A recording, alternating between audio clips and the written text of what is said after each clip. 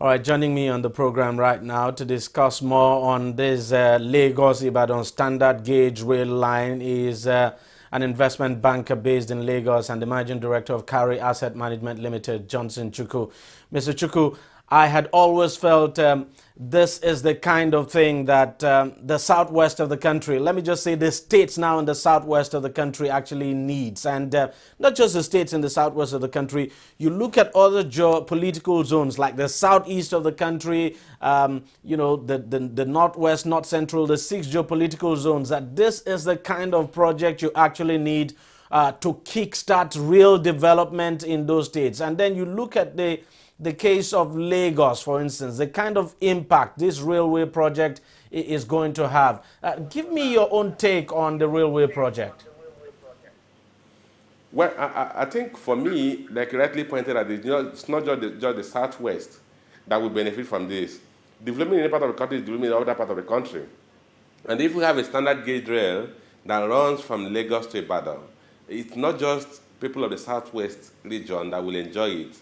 Any Nigerian that has business to do with the region or have commercial activities that strands between Ibadan and Lagos will have to benefit from it. And even those who have things to do in the north would have, by the time they get to Ibadan, they can commute using that standard gauge rail to come to Lagos. But most importantly, it signposts a direction in our infrastructure development.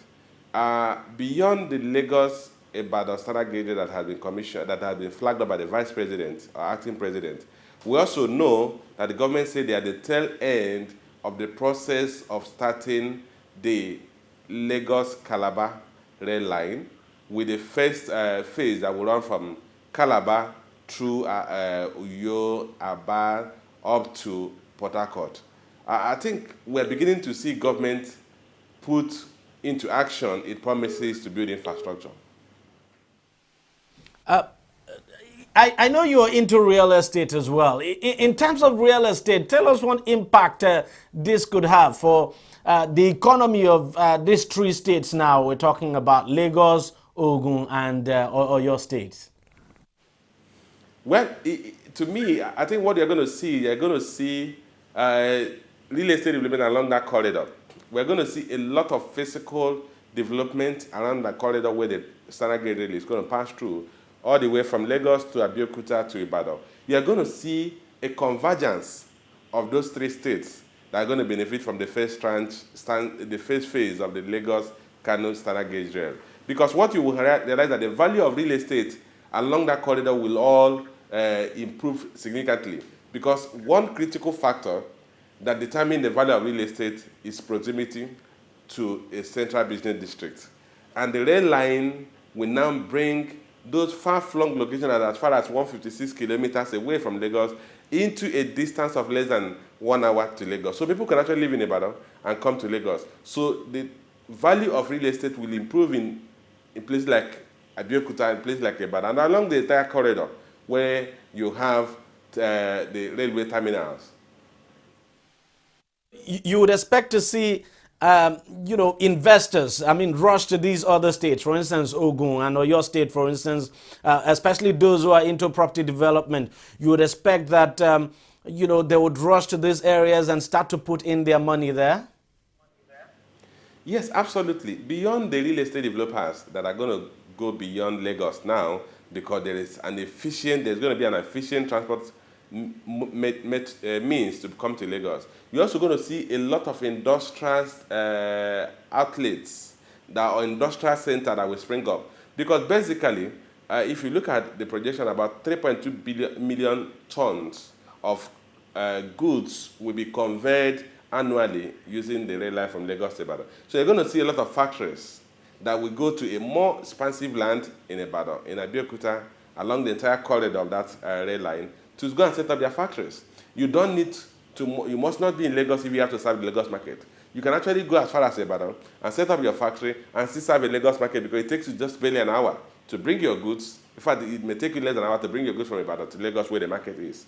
So you're also going to see a lot of industrial farming that will move away from Lagos and go to those locations where there's more efficient means of transportation. So you're going to see value expand in terms of real estate values, in terms of industrial areas. you're going to see a lot of social activities, a lot of social development take place along that corridor.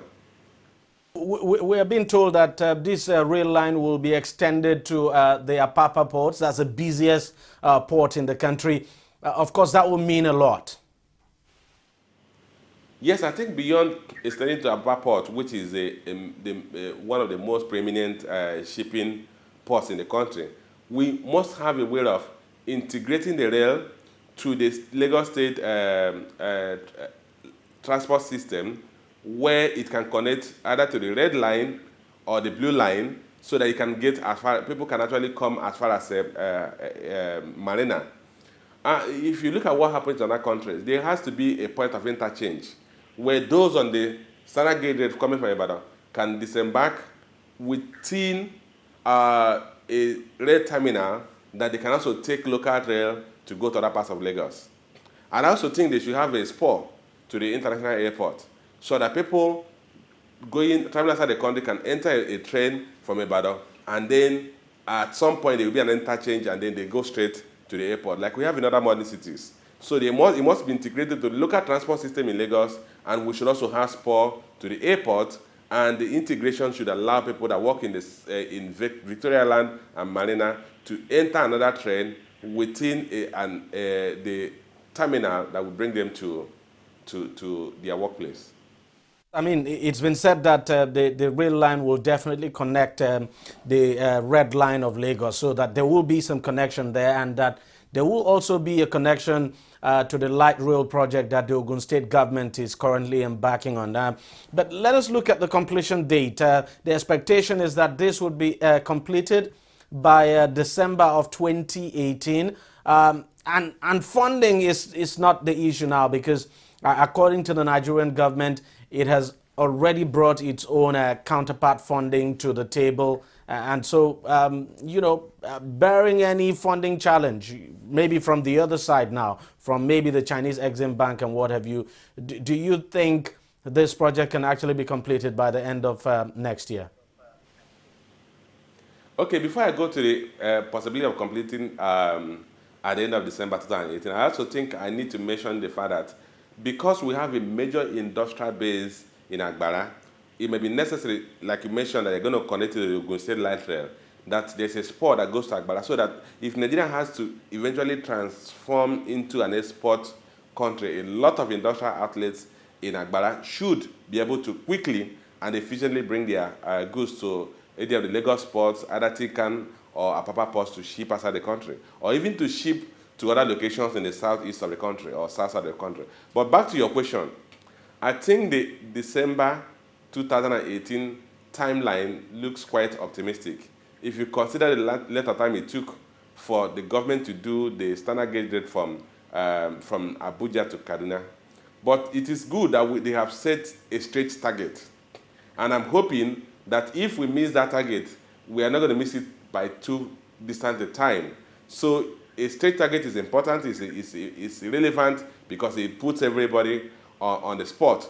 But I think a December target might be a lot more optimistic. Let me just quickly ask you, before I let you go, what your take is on the involvement of the Chinese in the development of not just Nigeria. You see them all over Africa carrying out development projects like this, supporting African economies to grow.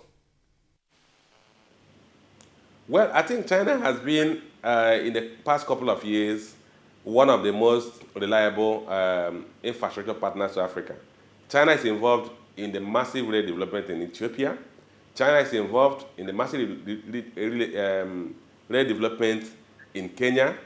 China was involved in the Abuja Kano standard gauge rail. And now, China is also funding 85% of the Lagos Ibadan standard gauge rail. So in terms of infrastructure support, in terms of contributing to building the modern infrastructure in Africa, I think today China occupies a very preeminent position. Thank you very much, Mr. Johnson Chukwu, for talking to us on TV360. Thank you very much for your contributions, as always.